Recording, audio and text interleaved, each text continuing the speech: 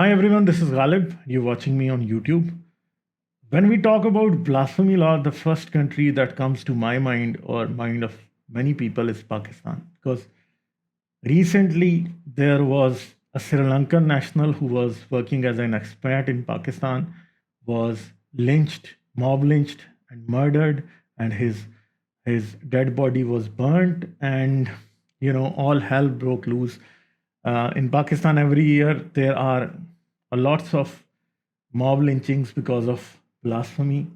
So, and it is happening because Pakistan has a blasphemy law. Pakistan is a strict Islamic country. Its constitution demands death penalty for insult of Prophet Muhammad and for the desecration of the Islamic holy book Quran. And there is also a general law of blasphemy that is known as 295A of the Pakistani constitution, which recommends jail time and fines for people who do minor blasphemy offenses against Islam and other religions. So, other religions are only mentioned in name here. Mostly, all the blasphemy cases that are registered in Pakistan are against Islam only. So, but it is not a surprise that a blasphemy case of 295A has come out of India. It has happened in Tamil Nadu. A Tamil man who is an ex-Muslim, Kunia Mathatur police station, a blasphemy case was registered against him. So this guy is a social media activist. His name is Anish Jesse. He is a social media activist. He is vocal on social media about Islam, and he criticizes Islam from time to time. And this guy was already receiving death threats from extremist Islamists on Facebook and other social media. He was already facing threats.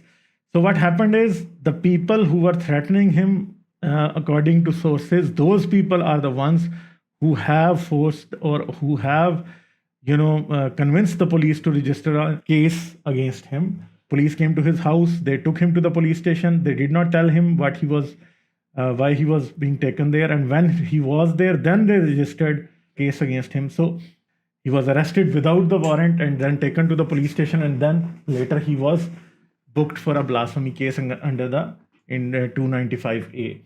This law is against free speech. It is against dialogue between human beings.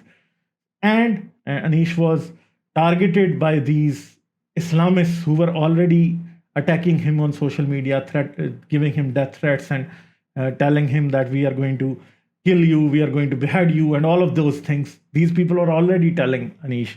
But what happened is later on they employed the legal loophole that is present in the Constitution of India, that is this blasphemy law, and they used it against him.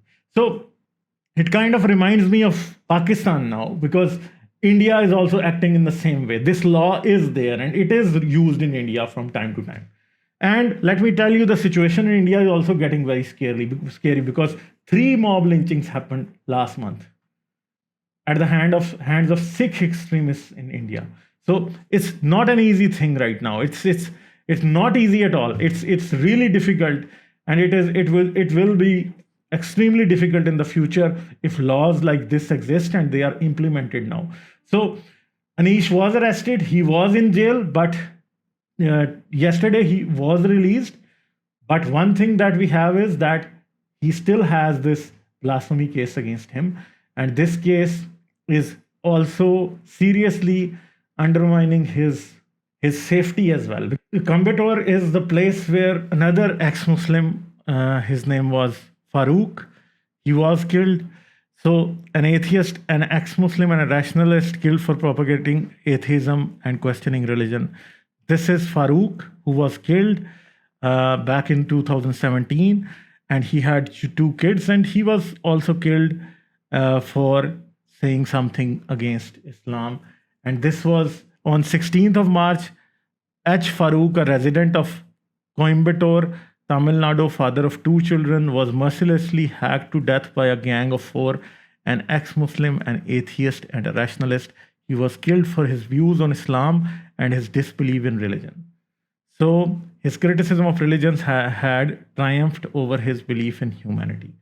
So Farooq was also killed in the same place. So if I say Anish is in a lot of danger, Anish Anish is facing a real death threat here, and a case of blasphemy has also been registered against him. So these people can not only harm him through force or through illegal means, now they are taking a legal route as well, which is even more dangerous. And I think many people like Farouk living in Tamil Nadu are at a grave danger right now.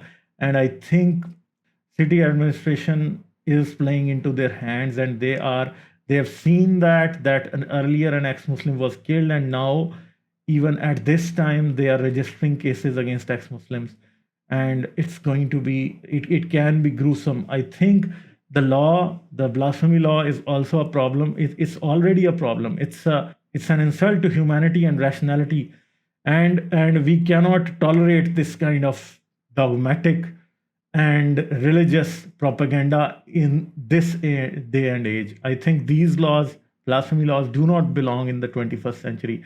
And I hope that Anish and other ex Muslims living in Tamil Nadu are safe. And I hope that the government of India and the Indian constitution will be amended, and this kind of laws will be will be repealed, and there is no place for blasphemy law in the 21st century.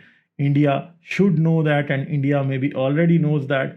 And I hope that if they repeal this blasphemy law, and if they make sure that ex-Muslims are able to express themselves freely, India would be a much safer place. I think ex-Muslims are very important for combating Islamic extremism all over the world.